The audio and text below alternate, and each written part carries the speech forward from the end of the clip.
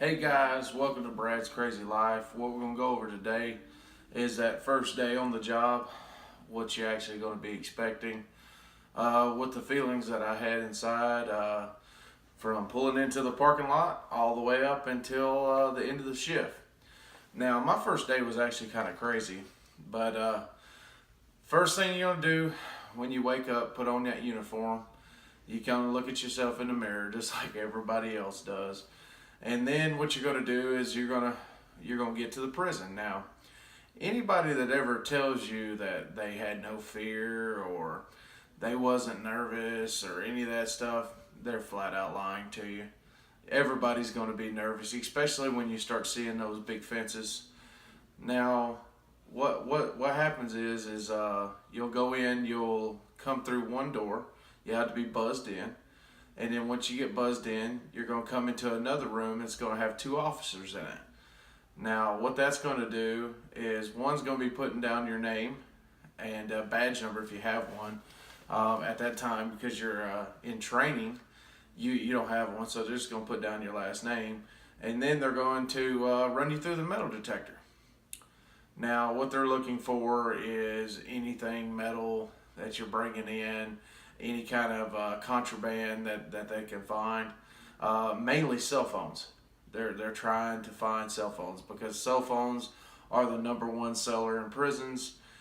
Inmates can give anywhere between $1,000 and $1,500 for one single flip phone that you can buy from the convenience store for like $30.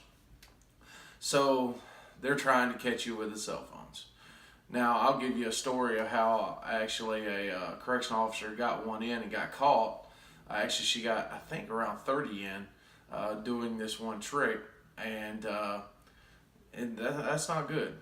So they're going to run you through the metal detector. They're going to try to get you for shanks, knives, anything, cell phones, and then they're going to pat you down. Now, what they're feeling for pat you down is drugs.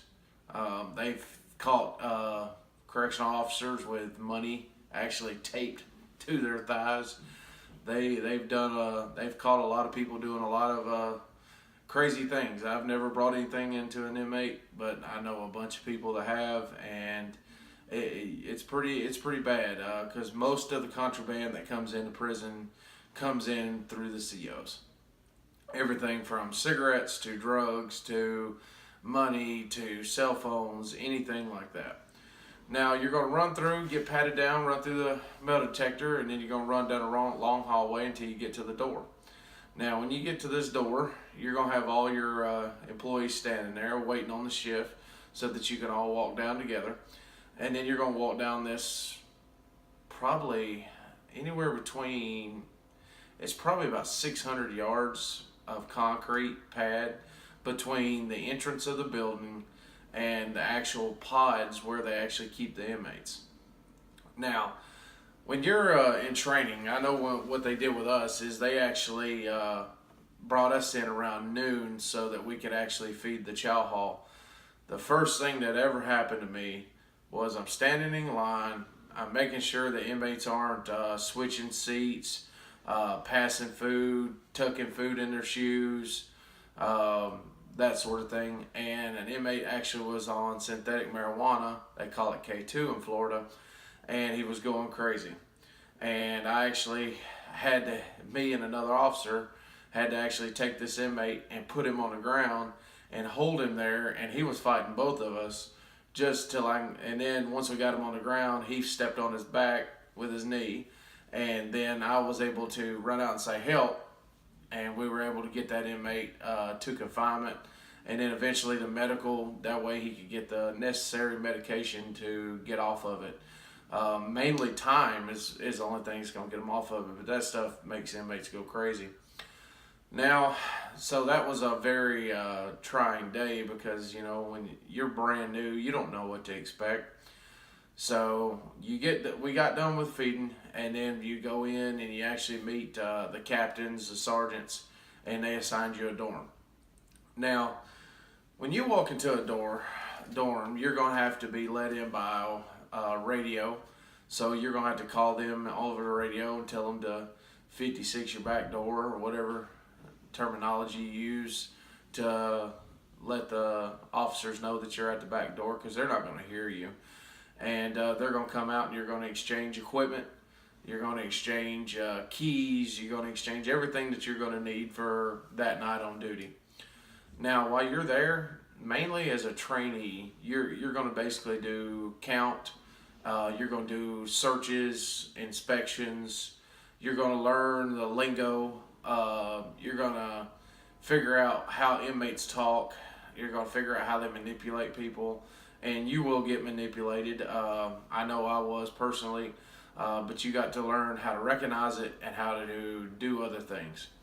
Now, when you get in, first thing you do is you do all your paperwork. And I don't understand why the prison paperwork is so ridiculous, but it's like 4 pages long of stuff you got to check in, and you got to make sure each individual item that's actually in that officer station is actually there. You got to make sure the doors are locked, the back door, because where you walk in through for the open pods is actually the laundry room. So you walk through the laundry room to get to actually the main officer station. And then you have like your microwave, and you have a long bench that's sitting there with chairs, and that's about it. There's no TV, there's no cell phones, there's nothing. All you get to do for the next 12 hours, sometimes 8, depending on your state, us it was 12, is sit there and look at inmates. Now, these inmates, you're going to see inmates tattooing, you're going to see inmates fighting, you're going to see inmates do all kinds of crazy things, especially, but the number one thing that I saw was fighting over the telephone. So they put the telephones strategically next to the officer station just to combat that. And then after 4 or 5 hours, you're going to go out and you're going to start counting. Now, you would think counting would be easy, but when you are counting 160 inmates, 80 on both sides, you can mess up your count pretty easy. So that's why they have 2 officers go out at a time, mainly for safety and to make sure that the count's right. Because if the count's not right, in another video I'll explain to you what happens when count is not right. And they have to do a recount. And if they had to do another recount, and what happens after that. But you're going to do count. You're going to take the inmates. If you have more than 2 or 3 people that's there with you in the officer station, you might be the one escorting the inmates to dinner or lunch, dinner, that sort of thing, until the day's ending. And then once the day ends and they get locked in their housing, then pretty much your day is almost done, except for just looking at the inmates, making sure nothing's going to be going on all the way until in the morning when you're going to get the inmates up, get ready to go to breakfast. Now, one of the things you'll have to do in certain pods, if you're in certain dorms, is you're going to have to get up the breakfast crew that's going to go up in the day. And they'll make sure you have 2 or 3 people there with you when you're first a TA, because you're not allowed actually on the floor until you're certified. So you cannot be out there on the floor by yourself in case something happens to you, unless you have somebody else with you. Like I said, they're not going to just throw you out there and get you hurt right away. They're going to take the necessary steps to make sure that you become a correctional officer. Now, your day's done. You pack up everything, and you walk out that gate, and that gate slams behind you, just like it did the following morning.